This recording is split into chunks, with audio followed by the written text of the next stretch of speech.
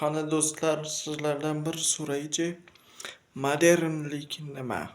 Modern bo'lish, ya'ni zamonaviylik nima?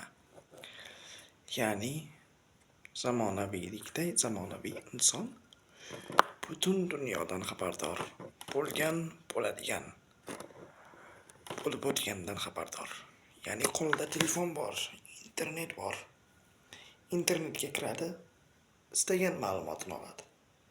Yo'q. Zamonaviy bo'lish bu internetga kirib turib istagan ma'lumotni olish emas. Modern bo'lish, ya'ni bu bir insonni ham o'sha ko'rgan narsasini o'ylashi, ko'rgan narsasi haqida fikr yuritishi va unga nisbatan o'z reaksiyasini bildirishi va uni o'z tushunchasidan kelib chiqib ommaga targ'ib etishi, tushuntirishi, anglatishidir. Boshqacha modernlik, zamonaviylik yo'qdir.